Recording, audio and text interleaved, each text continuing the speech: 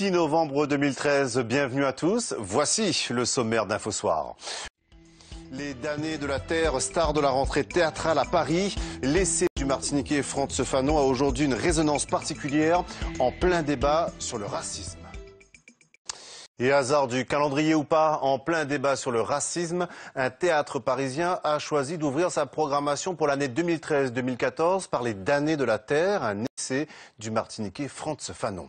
Christian Tortel et Leïla Zelouma ont assisté à la répétition générale. Le nègre est méchant. Il fait froid. La terre crie sous mes pieds et En 1961, l'année même de sa mort, à 36 ans, Frantz Fanon publie Les damnés de la terre. Regarde, il est beau ce nègre. Qui me dira ce qu'est la beauté? Le beau nègre vous emmerde, madame. La couleur de peau est extrêmement importante parce que c'est celle qui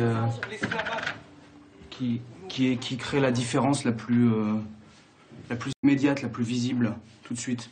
Donc il y a un travail, oui, sur la couleur, voilà. L'homme noir, qu'on a nommé après le nègre. Donc oui, une importance. Les damnés de la terre n'est pas un texte de théâtre, mais un titre symbole, comme l'a été Discours sur le colonialisme de Césaire.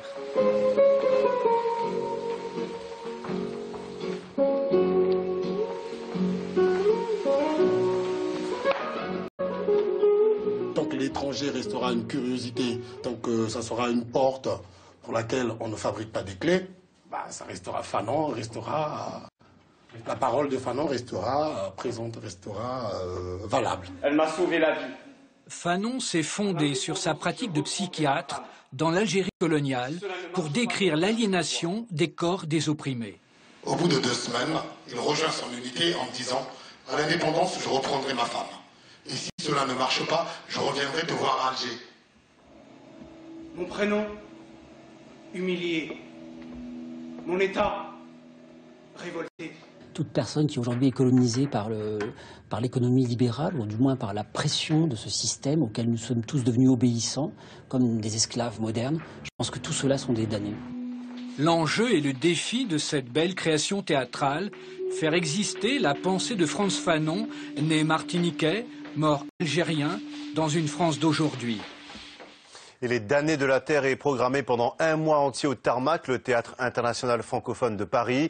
Une journée entière sera également consacrée à Frantz Fanon le samedi 16 novembre en présence de la ministre Christiane Taubira.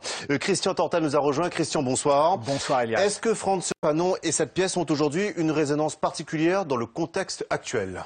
Alors, on risque l'anachronisme, bien sûr. Fanon, à l'époque des damnés de la terre, comme de Peau noire, masque blanc, c'était la violence s'explique en situation coloniale, la révolution la canalise, et l'issue, c'est une humanité restaurée, tant pour le colonisé que pour le colon. C'est une humanité illimitée, comme il était d'ailleurs écrit dans cette pièce.